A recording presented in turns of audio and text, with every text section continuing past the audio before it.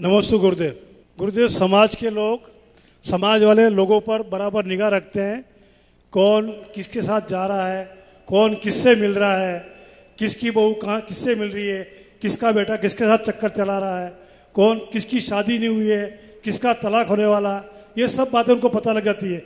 लेकिन किसके घर में चूल्हा नहीं जला है, कौन बेटा अपने बाप की दवाई नहीं ला रहा, कौन माँ अपनी बच्ची की पढ़ाई नहीं करवा रहा, विधवाएं घर में तड़प रही हैं और बाप बेटी के कर्ज में, बेटी की शादी के कर्ज में डूबा हुआ है और मुश्किलें और बीमारियों से लोग त्रस्त हैं, जूझ रहे हैं, ये समाज में किसी को नहीं पड़ी है। तो उसका क्या उपाय है?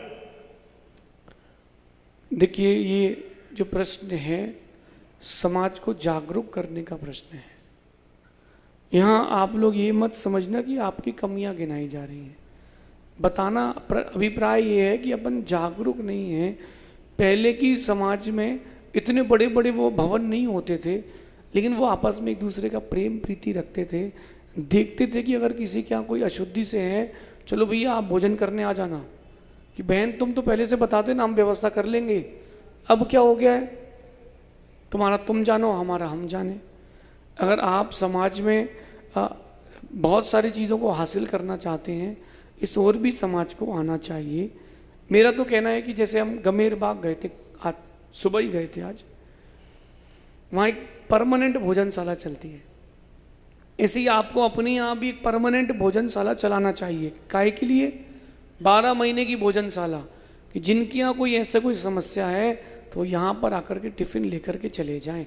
और वास्तविकता में समाज में अगर कोई वर्ग या कोई व्यक्ति ऐसा जिसकी स्थिति कमजोर है, तो उसको समाज को सपोर्ट करना चाहिए, व्यापार से भी और भोजन से भी। लेकिन उसमें भी समस्या है, फोटो खिंचवाओ, डालो। अभी हम लोग इंदौर में थे तो वो गेहूं वगैरह बांट रहे थे, तो सबको बुला बुला के फोटो खिंचवा रहे थे साथ में। मैंने कहा ये फोटो मत खिंचवाओ आप। मैं तो फोटो की तरफ ऐसा मुंह कर लिया। बोले महाराज जी फोटो। हमने कहा हाँ। आप अपने समाज के व्यक्ति को झुका करके क्या दोगे? पंडित जी, अभी तक हम लोगों ने अनुकंपा से लगभग पिछले 3-4 महीने में 30 से 40 लाख रुपए की लोगों को मदद करी, लेकिन किसी को पता नहीं कि किसको क्या मदद करी। किसी को रिकॉर्ड ऑन रिकॉर्ड हमारी टीम के पास है, और हर 3 महीने में जो अनुकंपा में सदस्य बने हैं उनको वो डाटा रिवील करेंगे। व्यक्ति का नाम रहेगा, उसके शहर का नाम रहेगा, उसका नंबर नहीं रहेगा, किंतु तुम उस घर पहुंच जाओ उसके, और उसको क्या मदद करी, कहाँ करी, किस अकाउंट से करी, सारी डिटेल्स टीम रखती है। और ध्यान रखना, अगर आप दया नहीं कर पा रहे हो, साधर्मी की दया नहीं कर पा रहे हो, तो तुम जैन होने का जो तुमने एक टैग लगा के रखा है वो कोई काम का नहीं है। वो टैग किसी काम का नहीं। आप सबसे कह रहा हूं, पहले समदत्ती करते थे, समाज में पता करते थे कौन सा वर्ग पीछे रह गया है, कौन सा हमारा भाई परेशान है, उसकी मदद करते थे। अब तो 5 बजे और भीड़ 4-5 लोग बैठे और एक बोले मैं 5 मिनट में आता हूं, बाहर कहीं गए हो और वो 5 मिनट के लिए जा रहा है, इसका मतलब टिफिन खाना है उसको। तो ये इस प्रकार के कार्य में भी समाज को आगे बढ़ना चाहिए।